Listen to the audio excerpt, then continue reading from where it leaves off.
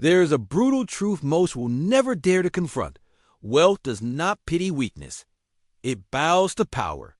Napoleon Hill warned us, long before the modern world softened our minds, that the riches of life are not delivered to those who cry out in injustice, but to those who rise in dominion over their own inner world. He wrote, "Poverty needs no plan. It needs no one to aid it, because it is bold and ruthless. Wealth is shy and timid. It must be attracted." Pause here and feel that. Wealth must be attracted. It must be called forth by the vibration of certainty, of strength, not by the trembling voice of a victim. Look around. You will see an endless parade of broken dreams marching behind banners of blame. Each excuse, a link in a self-forged chain. Each complaint, a silent agreement to remain small. Here's the devastating reality no one will teach you in school. Victimhood is a contract with poverty. Every time you relinquish your creative power to external forces, you sign that contract anew, and the universe, impartial and unfeeling, honors your signature. It doesn't matter how sincere your pain is. It doesn't matter how unfair your past was. It doesn't matter how deeply you crave a better life. If your mind is steeped in blame, guilt, resentment, or self-pity, you are repelling wealth with the force of a hurricane. This is not about cruelty. It's about cosmic law. The mind that demands wealth while vibrating as a victim will receive only echoes, scraps, illusions. The mind that commands wealth, that owns every scar, every mistake, every battlefield, that mind becomes a living magnet for abundance. The question is not whether you are worthy. The question is, have you claimed your throne within? Because the throne does not come to you. You must rise to it. Today, we enter the silent war, the battle between victimhood and sovereignty, between the poverty of blame and the kingdom of responsibility, not with hype, not with false hope, but with the raw keys that Napoleon Hill placed in your hand generations ago. Keys most have let rust in the shadows. But you are different. And it begins now. You cannot see the chains, and that is precisely their power. The most dangerous prisons are not made of iron and stone.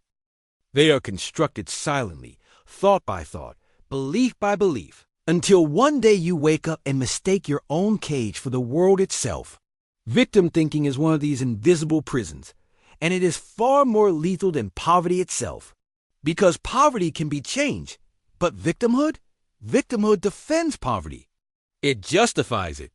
It protects it like a precious wound that cannot be touched. Listen carefully.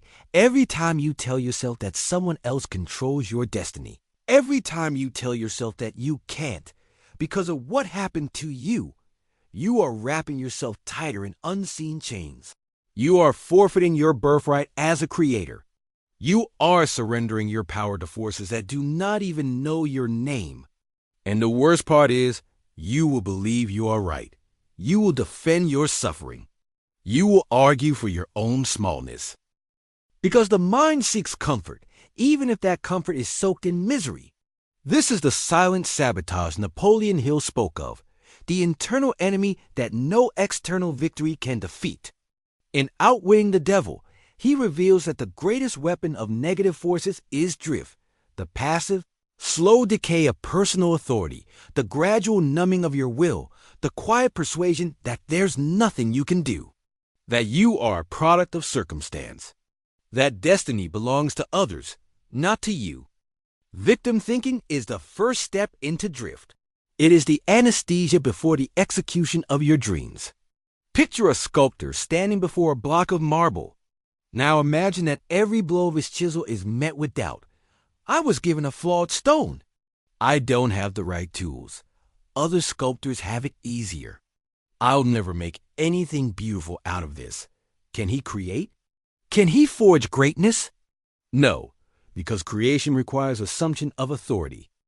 It demands that you look at the stone you were given, no matter how rough, how scarred, how imperfect, and say, "This is mine.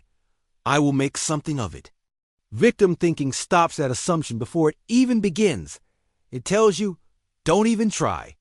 It whispers, it's not fair, And because it's not fair, you are absolved of the responsibility to rise. But life does not reward fairness. It rewards mastery. It rewards sovereignty. It rewards the mind that accepts the stone and picks up the chisel anyway. Bleeding hands, broken tools, no excuses. Wealth is not a random blessing. It is a mirror, a reflection of the state of your inner kingdom. If the walls of that kingdom are eroded with blame, if the throne at its center is empty because you have abandoned it in anger or shame, then no external treasure will find its way to you, because wealth in all its forms seeks a stronghold. It seeks a mind and spirit capable of holding and expanding it. It does not seek a martyr. It does not seek a beggar. It does not seek a victim. It seeks a sovereign. The tragedy is that victim thinking often begins with real pain, real injustice, real wounds. Maybe you were betrayed. Maybe you were abandoned. Maybe you were told you were nothing, treated like you were invisible, left to carry burdens that were never yours to bear. And because those wounds are real, the temptation to build your identity around them is immense. Because if you are a victim, then you are innocent. You are blameless. You are safe from the unbearable responsibility of having to rise. But listen, safe is not free. Safe is a cage. And every day you remain there, the chains grow tighter, colder, heavier, until eventually the door to your true life rusts shut. There is only one path out. It is brutal. It is glorious. It is to stand in the ruins of every injustice, every betrayal, every scar, and declare, I will not be owned by this. Not because the past did not hurt, but because you refuse to let it define you. Not because the pain was not real, but because your power is more real. Not because you deserve wealth as compensation for suffering, but because you command wealth as a sovereign builder of your reality. There is no greater act of rebellion against victim thinking than creation. Every time you create a plan, a vision, a movement, a product, a legacy, you hammer a crack into the walls of the invisible prison. Every time you say, I choose my response, you strike another blow. Every time you refuse to let your emotions, your past, your environment dictate your destiny, you gather another piece of the broken chains and melt it into a weapon of freedom. The mind that understands this stops asking, why did this happen to me? And starts asking, how can I forge this into strength? That question, simple, terrifying, electrifying, is the beginning of sovereignty, the beginning of wealth. Because wealth is not just money. It is power. It is creative force. It is dominion over the unseen world. The victim mind asks for crumbs and weeps when they do not come. The sovereign mind builds a table and invites others to feast. Which mind are you feeding? Which throne are you claiming? Which legacy are you writing in the silent spaces between your thoughts? Read that again. Let it echo. The chains are not locked. They are held in place by belief. And belief can be shattered in an instant if you are willing to wake up. If you are willing to see the prison for what it is. The keys are already in your hand. They always have been. But you must have the courage to use them. And if you do, the prison becomes a ruin. The chains become relics. And you become something the world has nearly forgotten. A free creator. Blame is a seductive poison. It tastes sweet at first, relieving you of responsibility, offering you a scapegoat for your pain. But over time, it erodes your core, rots your will, and blinds you to your own power. Napoleon Hill knew this, though the world seldom quotes him here.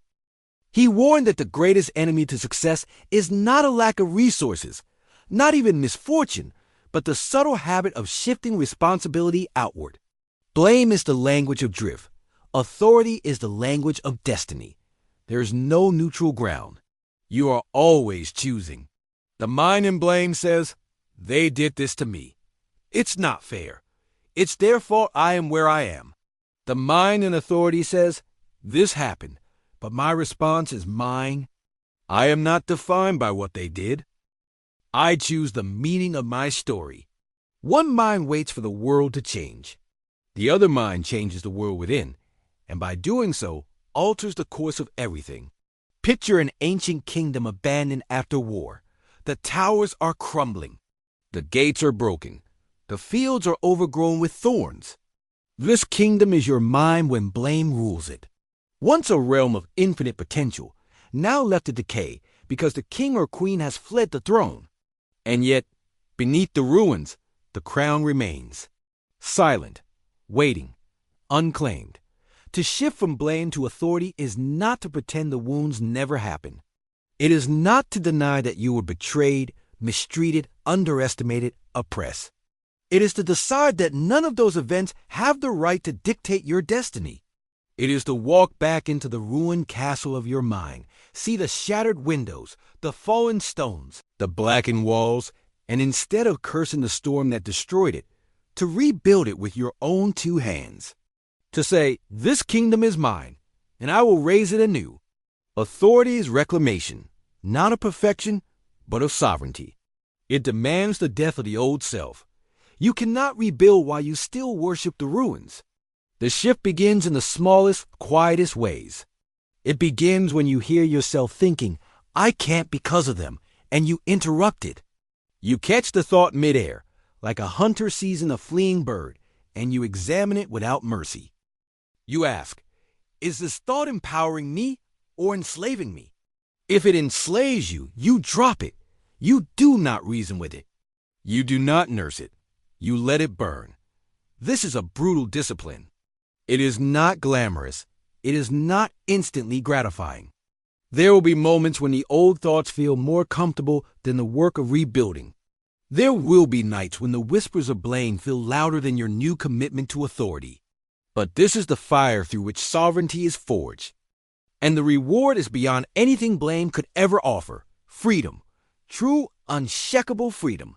Freedom not from pain, but from helplessness.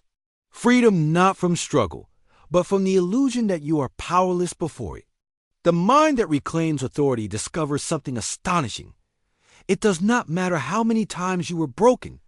It does not matter who tried to bury you. It does not matter how heavy the past tries to chain itself to your future. Once you declare ownership of your mind, no force on earth can enslave you, because you are no longer reacting to life. You are creating life. This is not philosophy. It is physics of the soul. It is law. The moment you shift from blame to authority, your internal frequency changes. You stop vibrating as a victim, seeking rescue. You start vibrating as a sovereign, attracting resources, people, opportunities aligned with your new state. Wealth senses this shift. It is drawn to authority like rivers to the ocean, not because the sovereign demands it, but because the sovereign embodies it. You are not begging the universe to notice you. You are commanding reality to respond to you, and it does. It always does. But it will not come while you are at war with yourself. It will not come while you are kneeling at the altar of blame, offering your energy to old gods that never served you. It will only come when you rise. When you look at the ruins and say, I am the builder. I am the architect. I am the sovereign of this mind, this life, this destiny. And then you begin, stone by stone, thought by thought, action by action, until the ruins are no longer ruins, but the foundation of a kingdom more powerful than anything you lost. Reflect for a moment. Where in your life are you still blaming? Where are you still giving away the keys to your own castle? Breathe into that silence. Listen to what it tells you. The shift does not require anyone else's apology. It does not require the world to change. It does not even require time. It only requires one irrevocable decision. I claim this life, fully, now. No permission needed. No apology given. Only sovereignty. Only forward. Only the sound of your own footsteps as you cross the bridge from victim to builder. The gate is open. The crown is waiting. The choice is yours. There is a hidden furnace inside you. Most never find it. They live and die carrying the raw, heavy ores of pain, never knowing they were meant to be refined into gold. This is the work few are willing to do. This is the alchemy of responsibility. Pain left unattended festers. It becomes bitterness. It becomes blame. It becomes the black mold that creeps over a once luminous mind. But pain, claimed with full authority, pain embraced not as a sentence, but as a raw material, becomes power. Napoleon Hill understood this deeply, though many read his words too lightly. In Think and Grow Rich, he wrote, "Every adversity, every failure, every heartache carries with it the seed of an equal or greater benefit." Not the guarantee. The seed. Seeds require cultivation. They require attention, belief, labor.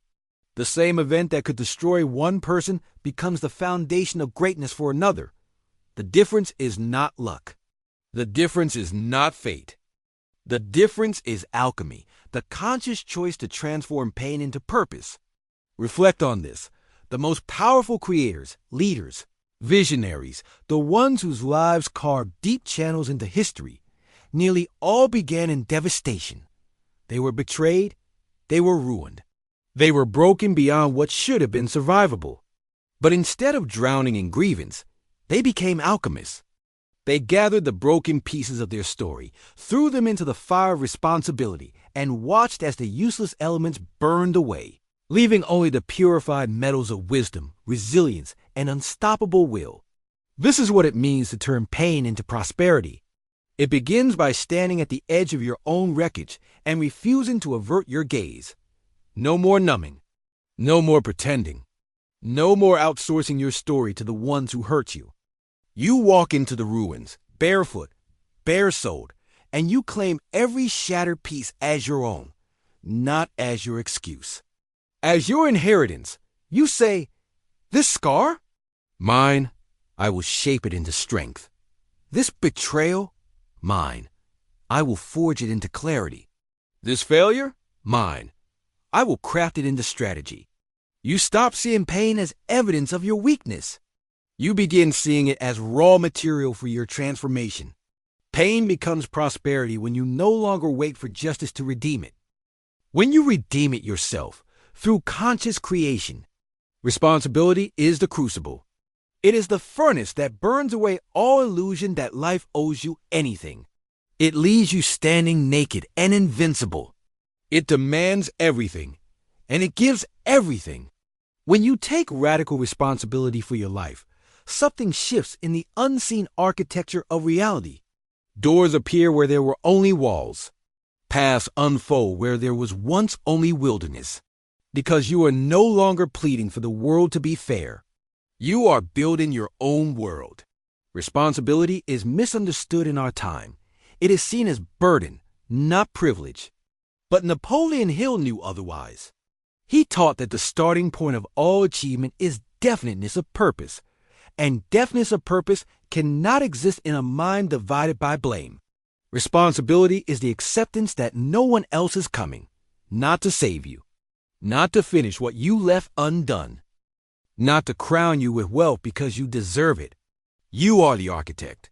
You are the fire. You are the alchemist. And the moment you accept this fully, not intellectually, but viscerally, the game changes. Suddenly, every hardship becomes a quarry of raw materials. Every rejection becomes a refinement of your clarity. Every closed door becomes a redirection, a recalibration toward your true path. You stop mourning obstacles. You start mining them. You become lethal to limitation. You become a force the world cannot categorize, control, or contain. Because you have seen the truth. Prosperity is not found. It is forged. You do not attract wealth by wishing harder. You attract it by becoming a consciousness so forged in ownership that wealth recognizes its own reflection in you. You are not asking for success. You are embodying it. And wealth, opportunity, alliances, and unseen forces align naturally around embodiment. Reflect here. Where in your life have you left the ores of pain unrefined? Where have you waited for someone else to apologize, to fix, to repay? Pause. Breathe into it. Feel the silent places you have abandoned. Now ask yourself, What gold is buried there, waiting for you to claim it? Not when the world changes. Not when they finally understand. Not someday. Now. Responsibility is the philosopher's stone. It turns lead into gold, betrayal into wisdom, ashes into gardens. It turns you from victim into creator, from dreamer into builder, from wanderer into sovereign. It is the gateway. And the gate is already open, waiting for you to step through, head high, eyes clear, hands ready to build what no one else can build for you, the life that was always yours to forge. The universe does not hear your words. It feels your frequency. It does not respond to what you say you want. It responds to what you are. This is a hard truth. It shatters the illusion sold to you by a world that worships noise over substance. You are taught that if you plead loud enough, if you show how much you suffer, how deeply you need, then life will reward you. But need vibrates low. It drags your energy down into scarcity. It sends out a signal not of expansion, but of contraction, desperation, fear. And wealth, true wealth, flees from that frequency. Because wealth is not a rescuer. It is an amplifier. It magnifies the mind it enters. It does not correct it. It does not save you from the energy you are radiating. It multiplies it. Napoleon Hill hinted at this in every line of Think and Grow Rich when he emphasized the power of faith, of definiteness, a burning desire married to belief. Not hope, not wishing, not pleading. Certainty, command, vibrational authority. You become a magnet for wealth when your inner frequency matches the energy of wealth itself. Abundant, creative, powerful, forward-moving, responsible. This is not about arrogance. It is not about pretending you are invincible. It is about embodying a deep, unshakable knowing. I am the source of my abundance. I am the cause. I am the authority. Pleading says, please notice me. Please give to me. Please save me. Power says, I am already that. I radiate that. I create that. The first energy is invisible to wealth. The second is magnetic. Consider the radio metaphor. When you tune into a station, you must match the frequency exactly. No amount of shouting at the radio will make it tune to the right channel. No amount of begging the music to find you will work. You must align. The same is true for the invisible currents that govern wealth. When your internal signal says, I am broken, I am owed, you align with poverty consciousness, regardless of how hard you work or how much you wish otherwise. When your internal signal says, I create, I command, I contribute, you align with prosperity consciousness, and life reconfigures itself around you to mirror that reality. This is why two people can experience the same economic collapse, and one will spiral into despair, while the other will find a way to build an empire in the ruins. It is not luck. It is not magic. It is internal frequency. The energy of pleading bends you inward, folds you into yourself, contracts your spirit, and shuts the doors of opportunity you cannot even see. The energy of power expands you outward, opens perception, awakens hidden potentials, summons alliances you could not have orchestrated by logic alone. Reflect now. Where are you still pleading for life to change? Where is your energy still saying, I will be powerful when? I will be worthy if ... double quotes, catch those silent bargains. They are cages. They are distortions of the truth that was always planted inside you. You were born as a living current of creative force. No one needed to approve of it. No one could revoke it. It is yours by inheritance. And now you're being asked to tune to it consciously, not someday, not when things get better. Now, because the universe is not punishing you by withholding wealth. It is reflecting you. It is offering you a mirror. And when you step into the mirror and embody power, when you stop pleading and start radiating, the gates open. Not as an act of charity, as an act of resonance. This is why so many chase wealth but never find it. They are begging for the harvest while refusing to become the sower. But you are different. You are learning to see that wealth is not a savior. It is an echo. It echoes the energy you most consistently embody. And the beautiful, terrifying truth is, you can change your frequency at any moment. You are not waiting for permission.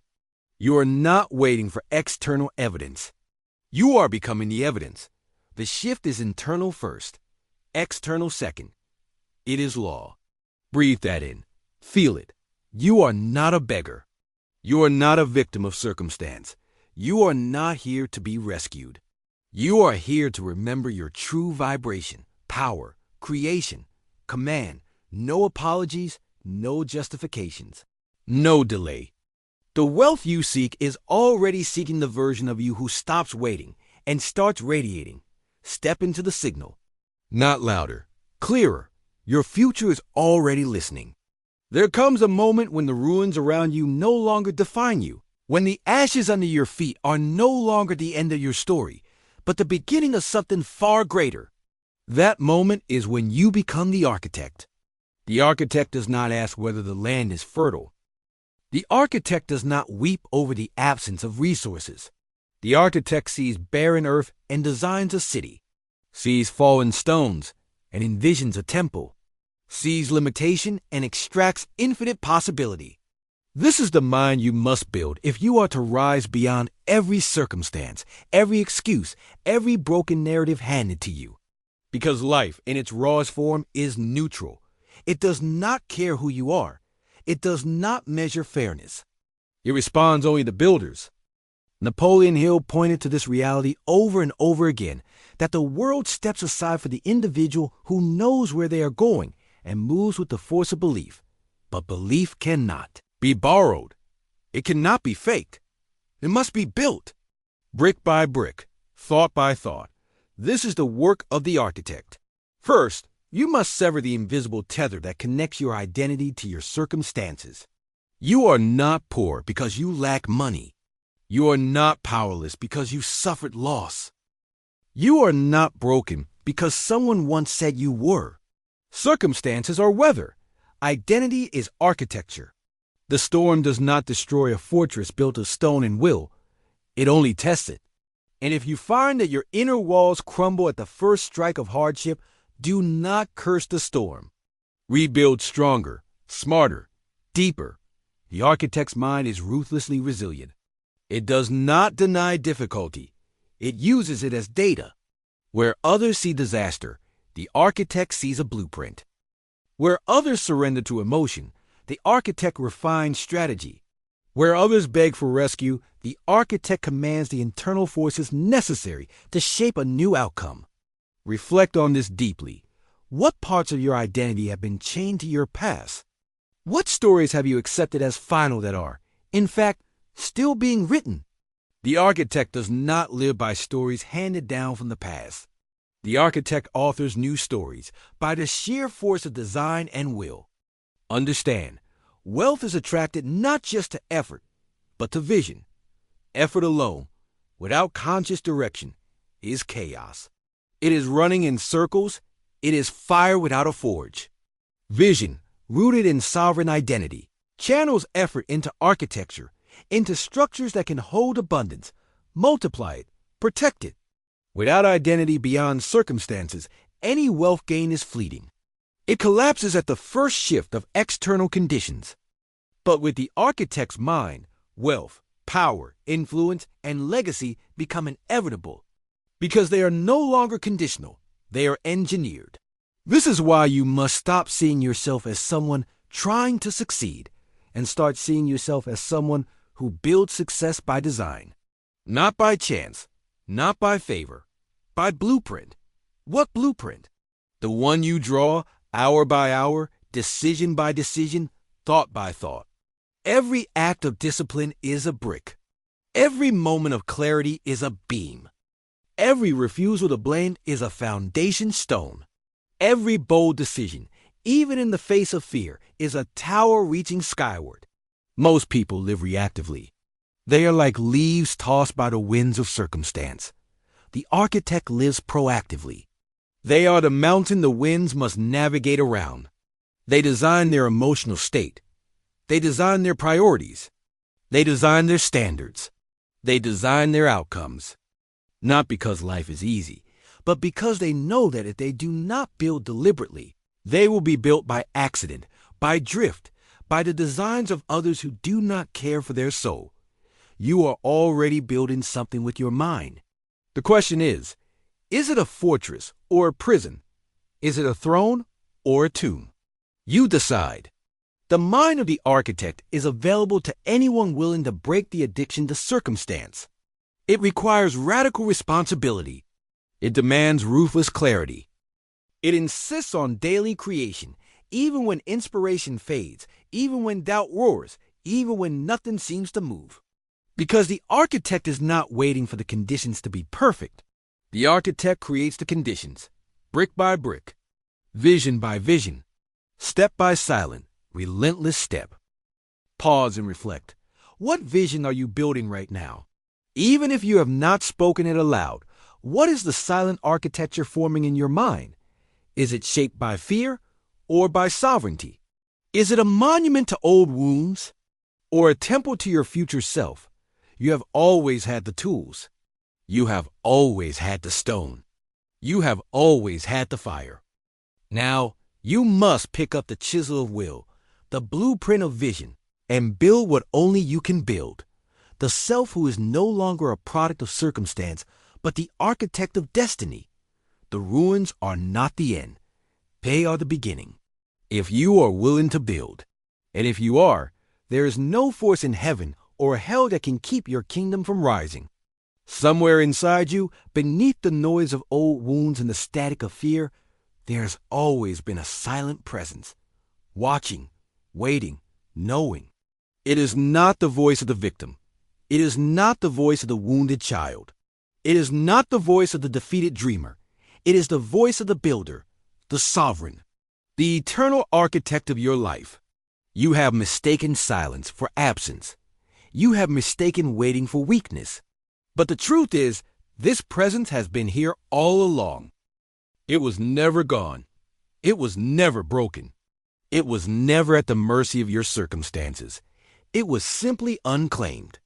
Imagine a vast kingdom hidden behind a veil, a kingdom with walls of wisdom, towers of resilience, fields of abundance stretching beyond sight. A kingdom written in your name, sealed in your soul before you ever faced a single defeat. You did not lose it. You simply turned your eyes away. You let the voices of doubt, fear, and blame drown out the silent call of your own inheritance. But that call never ceased. It echoes even now in the spaces between your thoughts. Listen, not with your ears, with your will. The life you seek is not built from hope alone. It is built from the awakening to what was always yours to command. You are not a seeker anymore. You are a builder. You are not lost anymore. You are a sovereign, charting a map where there was once only miss. You are not broken anymore. You are a living testament to the alchemy of will, a being who can turn scars into blueprints, failures into foundations, storms into songs of triumph. The world taught you to beg, to shrink. Napoleon Hill spent his life tearing down those illusions for those willing to listen, revealing the deeper, almost blinding truth. Success is not bestowed. It is claimed. It is constructed within, long before it appears without. The seeds were always planted inside you. But seeds do not grow in the soil of blame. They demand the fierce light of ownership, the waters of disciplined action, the seasons of patience and faith. You were never waiting on the world. The world was and still is waiting on you, on your decision, on your activation, on your return to the throne you abandoned in favor of smaller, safer identities. No more, not after today. Today you remember, you were born to build, to forge, to command the unseen forces within you into structures that last, that lift others, that echo far beyond your own lifetime. You do not need anyone's permission. You do not need the approval of those who cannot see your vision. You do not need perfect conditions, perfect timing, or perfect resources. You need only to claim yourself, the wealth you seek, whether financial, spiritual, emotional, has always been connected to your willingness to embody your true design. You are crafted for sovereignty, for dominion over your own mind, emotions, and destiny, not to dominate others, but to master yourself, not to prove your worth, but to live from a worth that has been untouchable since the first breath you ever took. This is the silent revolution, not a rebellion against the world, but a reunion with yourself. And it begins with a single irrevocable choice. I will no longer plead for power. I will no longer beg for wealth. I will no longer outsource my destiny. I claim it, fully, finally, now. The architect within you rises. The ruins become cathedrals. The chains turn to keys. The silence becomes a roar. You were never powerless. You were never lost. You were never forgotten. You were simply waiting for the moment you would decide to remember who you are. That moment is now. Walk forward. Crown on your head. Blueprint in your hand. Fire in your soul. Your kingdom awaits. Your future watches with bated breath. Step into it, not as a beggar, but as the builder you were born to be. You've carried the code all along. Now you have the key, use it.